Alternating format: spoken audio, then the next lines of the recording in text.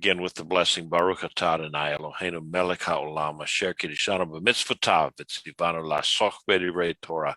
Blessed are you, Lord our God, King of the universe, who sanctifies us with his commandments and commands us to engross ourselves in words of Torah. Okay, now, tonight we will be starting out with, actually it's in the 23rd chapter of right at the tail end of the 23rd chapter of 2 Kings, because I had to pick up these last two guys there. But here's where we're talking about tonight: the Babylonian Empire and what all that entailed, and how big it was, where it went down to, and so here's our obligatory map. We got to have the map there. And then here's our timeline, and we're right down here. We're doing Jehoahaz and all of these guys right in here. And you'll see that the prophets that we've got at this point are Daniel, and we won't be talking a whole lot about Daniel tonight, but the Jeremiah and some Ezekiel and Habakkuk. There's a little bit there. He had some writings and some things to say about the various kings at this point. But those were the prophets that were active during this time frame of these various kings here. So just looking at the scripture here, here's a summary of all of this. And tonight's lesson is probably going to be a little bit shorter than normal, but here's a summary of the kings that we're going to be talking about. Jehoahaz, and he only reigned 3 months, and so he didn't have a whole lot of influence on anything. Jehoiakim, he reigned for 11 years, and then his son Jehoiachin. And it's funny that he reigned for 3 months and 10 days. The Bible is very specific about that. And Zedekiah reigned for 11 years. And then after that, at the end of Zedekiah, the end of his reign was the destruction of the temple. And so then Nebuchadnezzar appointed Gedaliah as the governor of the region of Israel, or the whole bit of Israel. So, going ahead with this, and Jehoahaz was 23 years old when he became king, and he reigned 3 months in Jerusalem. His mother's name was Hamutal, daughter of Jeremiah of Libnah. Now, he did not do what was but he did what was evil in Adonai's eyes, as in all that his ancestors had done. Then Pharaoh Necho imprisoned him and at Riblah in the land of Hamath, so that he would not reign in Jerusalem. He also imposed on the land a fine of 100 talents of silver and a talent of gold. Then Pharaoh Necho installed Eliakim, the son of Josiah, king in his place of his father Josiah, and changed his name to Jehoiakim. Then, but he took Jehoahaz away and brought him to Egypt, where he died there. Now, aren't you glad that you don't have to get up on Shabbat and say all of those things and read those in front of the congregation? Yes. So, I mean, I stumbled over them, and I've been practicing them all day long. So here we got these guys. Jehoahaz was installed by the people. Now, he was not the oldest son of Josiah, and that's therein lay the problem, in that generally it's the oldest son becomes the king. But they figured, for some reason, the people there in Jerusalem, or actually it was the surrounding people, the people in Jerusalem evidently were not that strong. And so what the Bible says, it's the people of the land, the Haaretz, the people of the land, installed Jehoahaz. And the reason for that was they figured that he was probably going to be a little bit stronger and a proactive king who would stand up for the people of Israel, Judah, actually, better than his brother, who was the oldest brother, Eliakim, because and that's exactly how it turned out, that Jehoahaz, at 23 years old, he was immediately being 3 months, deposed by the Pharaoh that had killed Josiah up at in the Valley of Megiddo. Now, I think I've got a chart here, real quick here. No, not that one. Let's go back to the map. Then that's not a good one either. But up here in this area of Israel is where Josiah had run afoul of Necho, and he was killed there. You remember, Necho told him, "Stay away. This is not your fight. I don't want to fight you." And Josiah did it anyway. Took an arrow and he died. So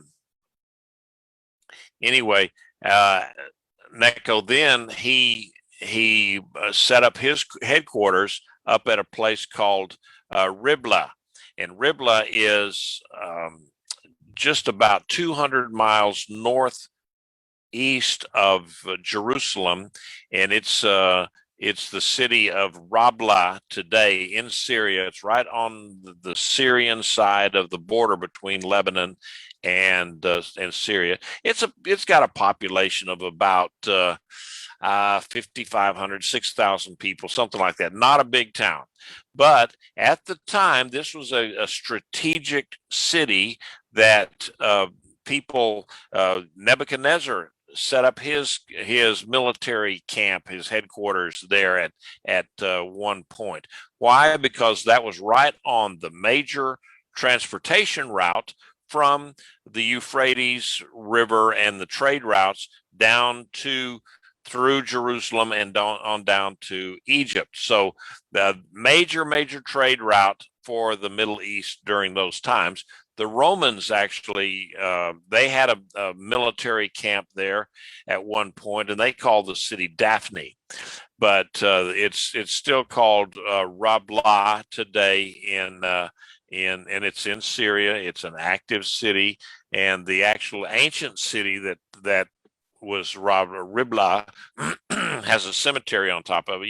It's a tell, it's a mound. You know how all of those old cities there, they would just build on top of it until you had a mound 60 feet high, and so that's exactly what they have here. But they put a cemetery on top of it, so there's probably not going to be a whole lot of digging in there at anytime soon, unless they can get permission to go in there underneath the cemeteries. So that I was pointed out that he was younger than Eliakim, and Necho did not want him because he knew that he was going to be kind of a pain in the butt for his reign, because once Necho had defeated Josiah, that's the rules of war. You got to go up against one king and he defeats you, then he gets to run your country. And so that's what the problem with it was, and he imposed a fine on Judah. And so he once he installed his own king in there, and Jehoiakim, then he taxed the people, and he didn't tax Jerusalem. He went out there and he got the money from Haaretz, the people of the land, who had put in his younger brother, in place instead of him. And so he was taking it to the people that had cheated him out of his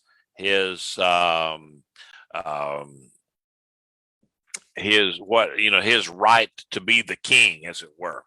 So again, anyone that has a comment or question, you know the rules. Just unmute yourself and chat away. So, any comments or questions so far on Jehoahaz? Because that's just about it for him. He was only there 3 months. They took him up to Riblah, and then they took him on down to Egypt, where he died, and that's the end of Jehoahaz. And even at that time, he was only there 3 months in power, and it really wasn't even in power. He was just there, the king, for 3 months, and it said he did evil in Adonai's eyes, and so that was not a very good legacy for him. That in even 3 months he did bad stuff. All right, so then we have Jehoiakim. Now, he reigned from 608 to 598, 11 years. And his given name, his birth name was Eliakim, meaning God raises up. And so then he was given this other name by the King Necho, or Pharaoh Necho, and probably that was just another one of those things that Necho could do, and just to insert his authority and to show the people that I've got the authority to do this. I'm going to change the name of the king that I'm going to put in there, and now he's going to be the name that I call him, which is Jehoiakim. All right, and so he was totally in the bag for Necho. I mean, anything that Necho said and wanted, yes sir, 3 bags full, and he was perfectly settled, fine with that, as long as he could be the fat cat in Jerusalem. Necho left him alone, and he did what he taxed the heck out of the people in the land, and was able to stay in his power. But what happened was Necho then was defeated by Nebuchadnezzar at Carchemish, and that changed the whole rule of everything, because now it would be because Judah was a vassal of Egypt at that time. Then Egypt was defeated. Well, guess what? Then everybody that was a vassal of Egypt then is now a vassal of Babylon, of Nebuchadnezzar. So Judah now comes under the authority of Nebuchadnezzar, and so we find that Jehoiakim was fine with that. Again, he was not a strong king, and he just kind of went along to get along, and just it didn't matter to him, just as long as he got to stay in the palace and be the king, then that was okay with him. But somewhere along the line, he did this with Nebuchadnezzar for 3 years, and then he decided to rebel against him. Now, why he decided that? Maybe the politics of the day. He saw a weakness in Nebuchadnezzar, or he thought that maybe somebody in Egypt was going to come back up and help him, or some of the other surrounding countries. Whatever it was, he rebelled against Nebuchadnezzar. Well, that was the wrong thing to do, because then Nebuchadnezzar came down on him in spades, and he captured Jehoiakim and carried him off to Babylon. Or the language is a little bit obscure there as to whether he bound him and carried him off to Babylon, or that he bound him off to carry him to Babylon, in order to carry him to Babylon. But we know that Jehoiakim died a pretty rotten death, and there's several stories about how he possibly would have died. But what do we, here is Riblah. Here's the map that I found that, okay, this is where Riblah is. Damascus, of course, you see here, Tyre and Megiddo. This is where Josiah was killed. And Jerusalem way down here. And so this is about 200 miles. It's northwest of Jerusalem. And Carchemish, that's where Pharaoh Necho was defeated by Nebuchadnezzar, and so then he chased him all the way back down to Egypt, and he said it stopped at the river of Egypt. Now, the river of Egypt is not the Nile. Okay, if you see that written someplace in the Bible, when they talk about the river of Egypt, it is a dry riverbed down on the south of Israel that even today kind of starts where Egypt, on the other side of that wadi or riverbed is Israel. On the other side of it is the Negev. It's part of Egypt, and so the Sinai Peninsula. Actually, it's just that it's the dividing point. It always has been, and so when people get down there and tell you that that Israel, the boundaries of Israel was really supposed to be from the river of Egypt, meaning the Nile, and that that the boundaries of Egypt was going to be like all of the Middle East and all of Saudi Arabia and Yemen and all of those kind of things. No, they're wrong, because basically you go back up here to this wadi here, this dry riverbed that only runs water when they get horrendous rain.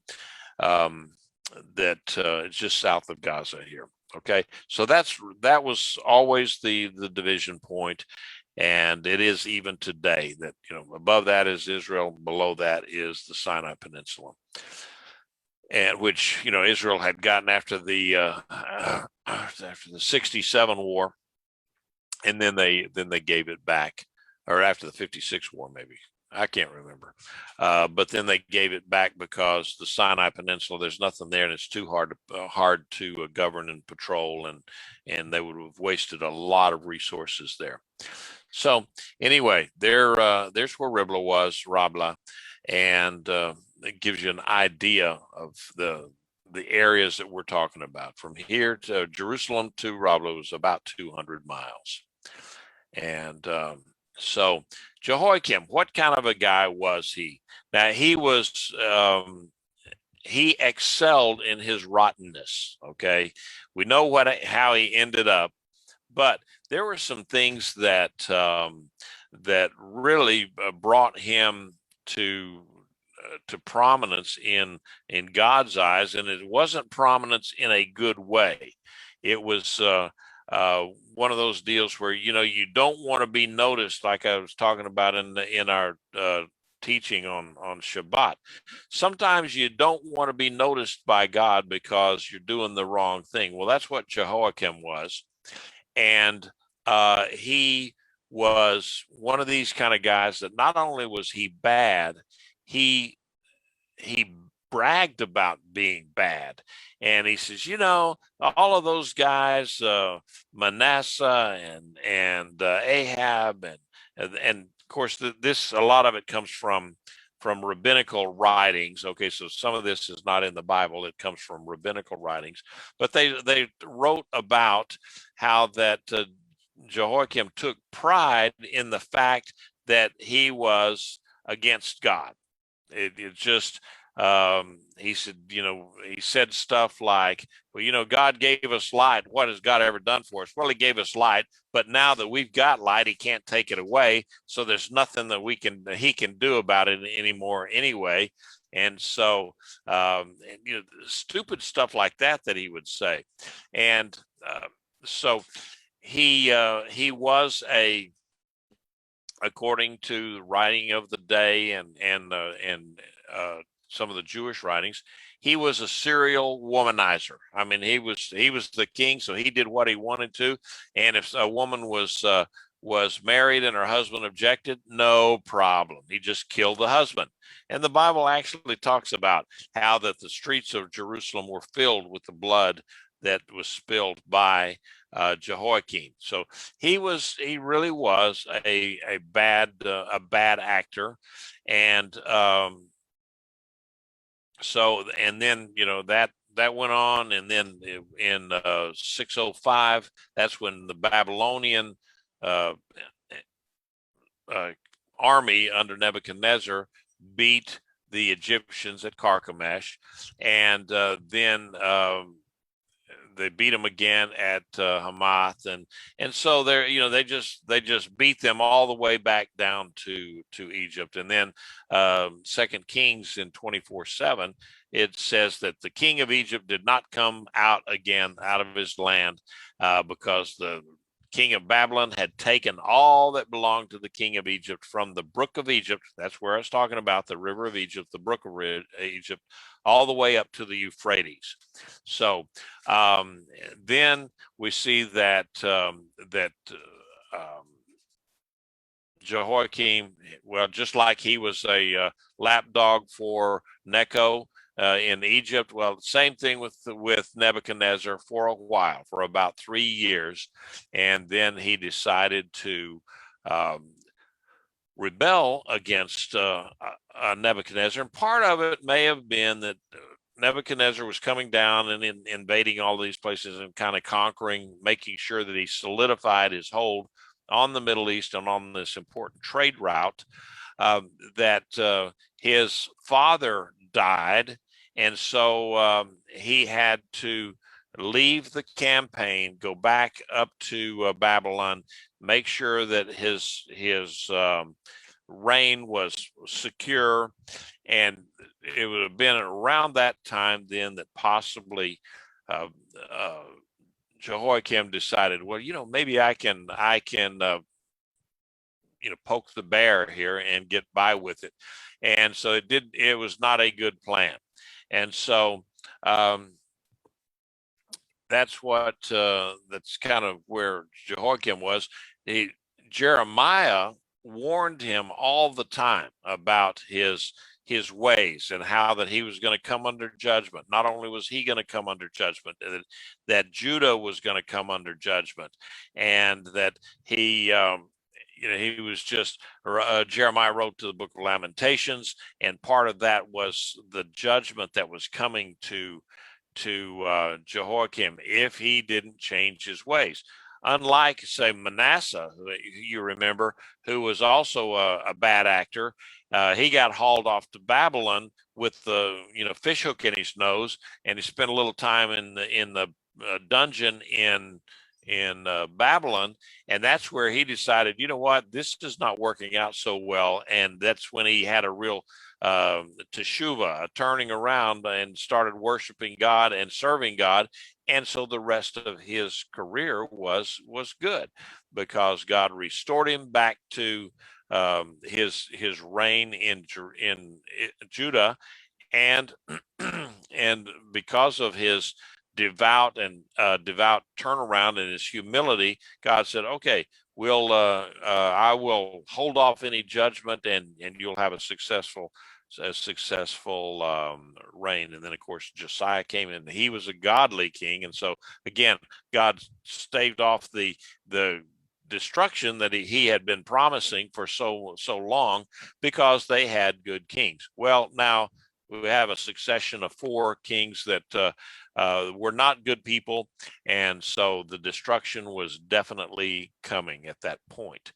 And so at one point, Jehoiakim, he had heard that Jeremiah was writing this, the book of Lamentations, basically on a scroll, and it was a denunciation of Jehoiakim and the things that he was doing. Well, he said, well, I'd like to see that scroll. So they brought the scroll to him. He looked at it. He read the first 4 or 5 lines of the scroll, and he took out a knife. It said, a small knife, and he just took in every place that it said Adonai, the Yod He Vav He. Every time it had that written on there, he'd take his knife and he would scratch the ink off of the parchment, and then he took his knife and he carved it up, and he just slashed the scroll and threw it in the fire. That just showed his contempt for anything that was coming his way from God. So there again, that's the kind of guy that Jehoiakim was. Now, what happened to him? There are a couple of stories. Well, there's several that were postulated as to what happened to Jehoiakim, and all of them ended up with his death. And so he was, the Bible says that he died and he was buried with his fathers. Well, the way that that's written is not exactly that he was buried with them, but he was there, he was in Jerusalem, possibly when he died, but it's not real clear the way that the Hebrew is there. And so there are a couple of stories. One of them is that his own people saw what a rotten guy he was, and that they got rid of him. They killed him and threw his body over the wall, so that that's one good way of, remember, they're in Jerusalem, they got the big wall, and down in there is the Kidron Valley, and that's where the garbage heap was. They threw him over the wall into the garbage heap. Then there was other stories about how that maybe it was Nebuchadnezzar's guys that came in and grabbed him and threw him over the side. And no, so we don't really know exactly how he died, but in the rabbinical writings, it talked about how that he had the burial, and this is their wording, the burial of an ass. Okay, that's what how they described it, meaning that it was a nothing burial, nothing that would have talked about him being a king or his stature. And so that's why they talked about that. Then there's other writings that said that what they actually did was they took his body and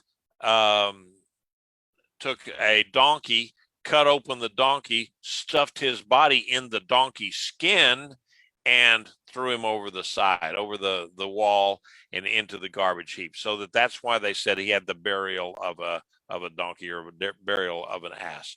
And so anyway, that's either way you look at it, it was not going to be a good burial for Jehoiakim, who was, he had really alienated his people. When you go around murdering husbands so that you can get to their wives, that's just not a good thing to do. And so David did it one time, and he paid for it. And so, but David was a whole lot more subtle about it too than that. I mean, he just didn't go out and send his goons out to stab somebody in the back and get rid of him so he could have his wife. No, he was a whole lot slicker than that, But it's still, he lost a child over it, and it was a real big problem for him. He repented of it greatly, but Jehoiakim never did.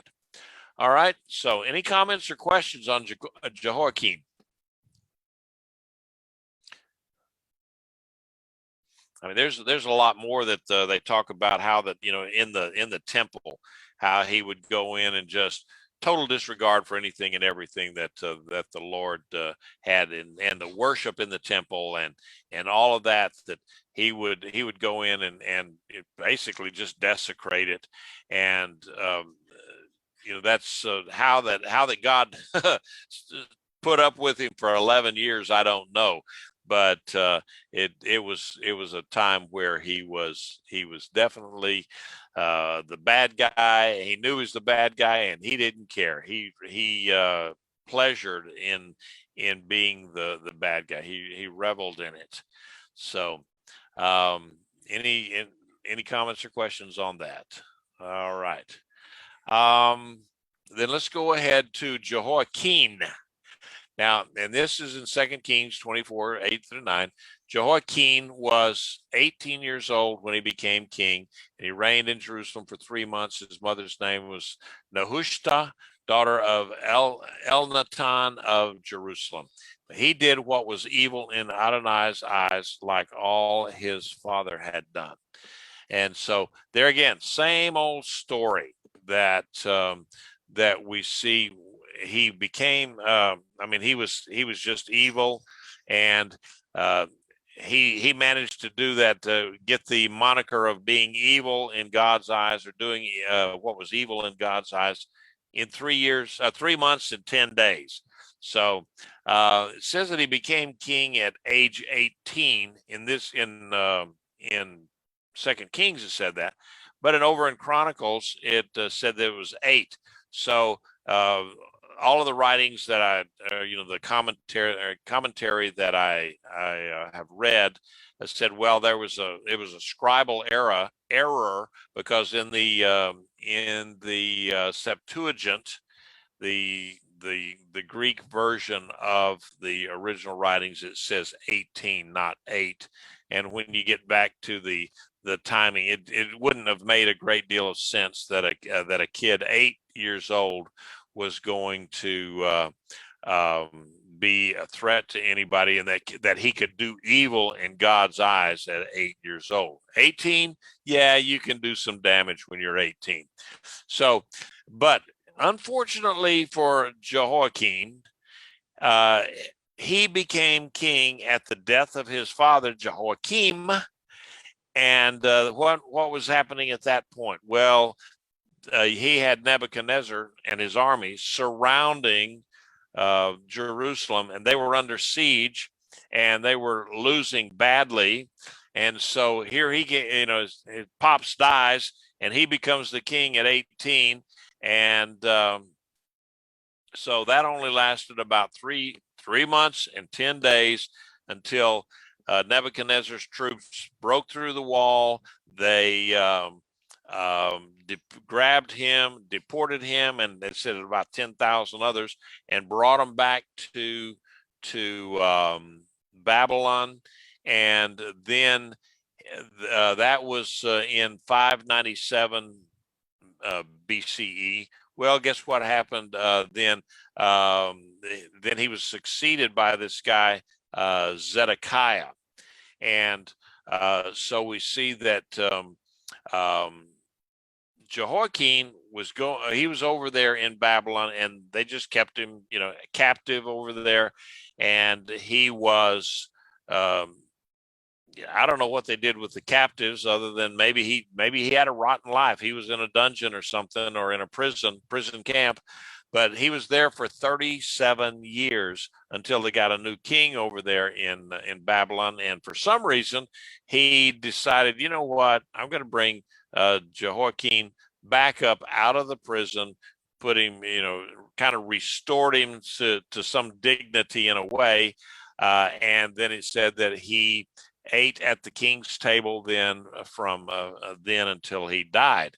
But that would have been during the exile of Israel, of Judah in Babylon.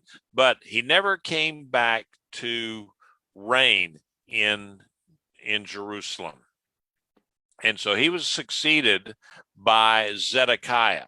Now, Zedekiah was said that he was 21 years old when he became king, and he reigned 11 years in Jerusalem. He did evil in the sight of Adonai his God, and did not humble himself before Jeremiah the prophet, who spoke from the mouth of Adonai.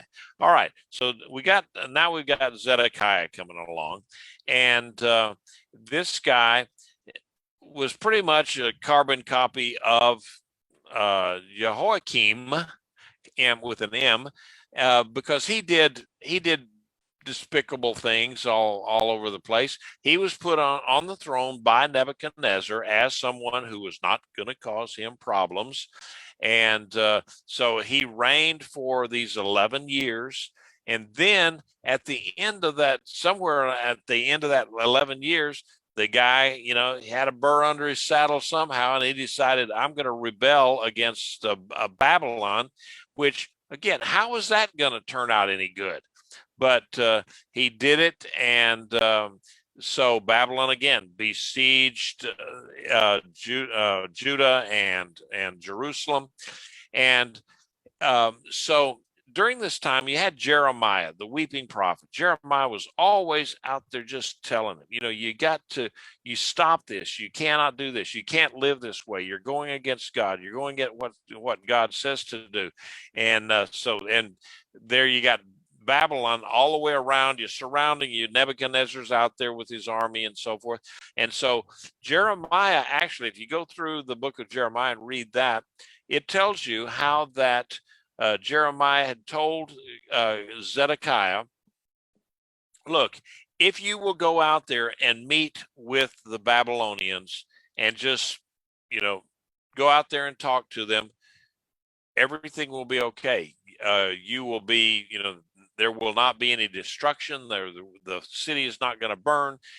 You're not going to be killed or anything like that.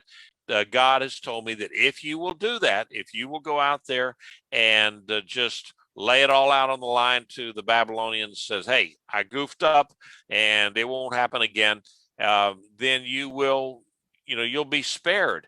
And of course, Zedekiah, what did he do? When you don't like the message, well, you shoot the messenger. And so he took Jeremiah and imprisoned him. Well, in prison, that's not good enough. So he threw him in, what did we study about last week? Those cisterns. He threw him in a cistern. And this cistern was, they said it was just full of mud, and it was mucky, and they just lowered him down in there, and it was a mess. I mean, he was up to, I don't know where he was in the thing, but it said that he was just in the muck and the mud, and he would have starved to death down there. And so then one of the kings, one of Zedekiah's courtiers, came to him and said, look, this is not good. You don't treat the God's prophet, even if you don't like what he's saying, you don't treat his prophet like that. And this guy from Zedekiah's court was an Ethiopian. He wasn't Jewish as a man of Judah.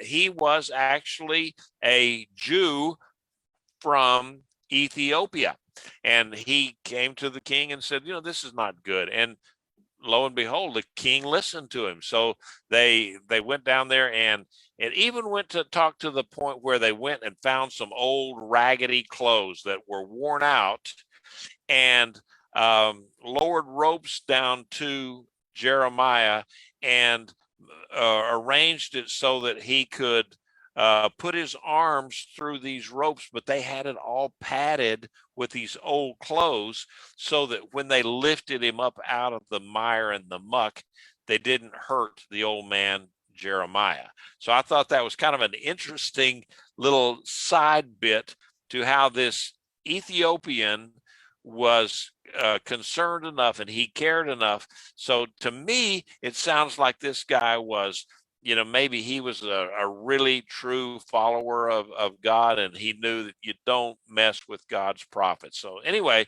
they pulled Jeremiah up out of the mire and the muck, but they still kept him in custody. He was kind of in a house arrest from, they said in prison, but it was in a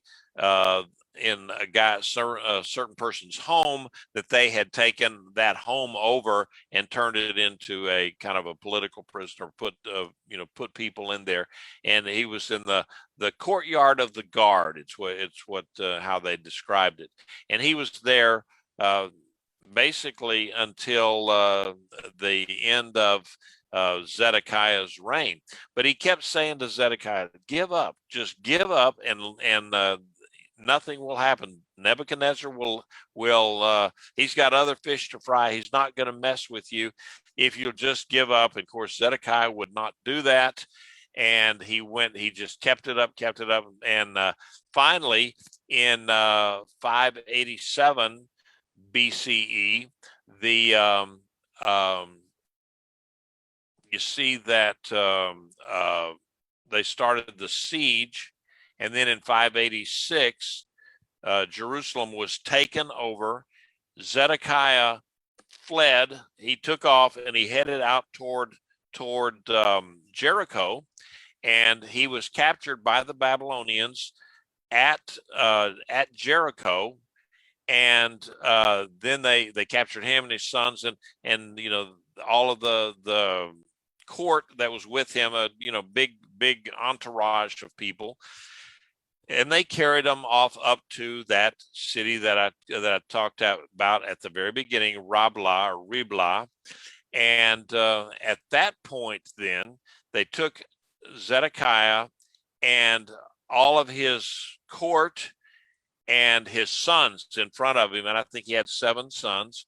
He took all of those sons, and they slaughtered each one of the sons in front of Zedekiah. Came up to him, he made him watch as they killed each one of Zedekiah's sons.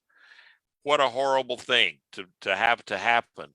And then, as they had done that, they killed each one of the sons. Then they took and stuck a dagger in or gouged out, however they did it, gouged out Zedekiah's eyes, so that the last thing that he ever saw was the murder of his own sons. And he didn't last long much after that. And so then Babylon took over Jerusalem.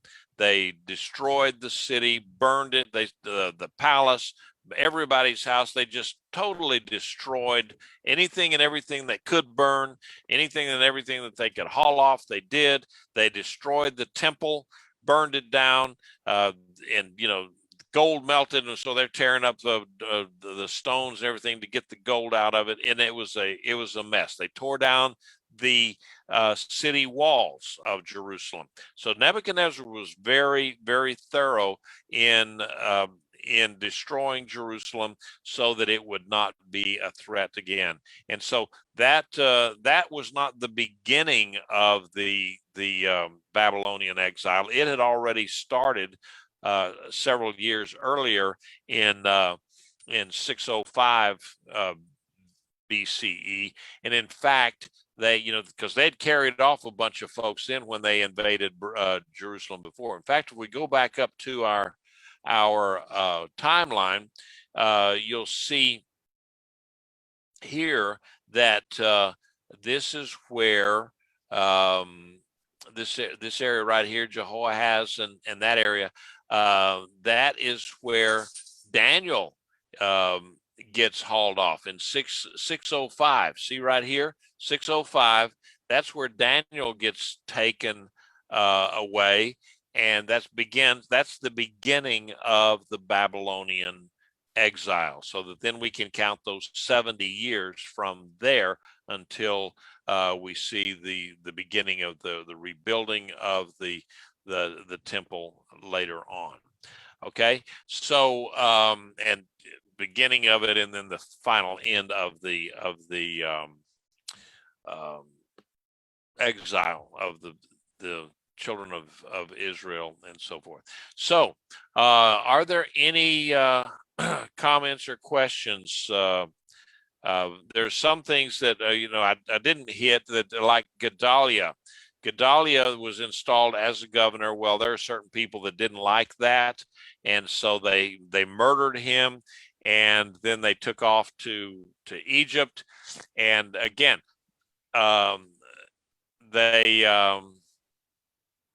Jeremiah told the people that had murdered Gedaliah, look, if you stay in the land, everything will be okay. But if you head to Egypt, all of you will die. And of course, that doesn't make any sense to some guy that just murdered the governor that the emperor had put into place. So they didn't listen to him. He took a whole bunch of people with him. They went down to Egypt, and Nebuchadnezzar just followed them right down there to Egypt, captured them all, and killed them. And so, and it was a great slaughter. It was not just killing the leaders. They went through and killed men, women, and children, and killed off everybody that had run from Israel or Judah into Egypt. And so the only thing that was left really in all of Judah were just some very poor people, because the general that was in charge of Nebuchadnezzar's army, he said, I'm just going to leave these old people because they're these poor people. They have nothing. So why would we want to take them with us to Babylon? They're of no use to us. They would have no value to us at all. So we're just going to leave them there. And in fact, we'll just leave them there, let them tend to the vineyards and some of the fields and so forth, so that it's not totally destroyed and desolate. And there were still a few people left, but really not enough to keep the land together. And the land did actually have its Shabbats, the 70 years of Shabbats that God had required of them.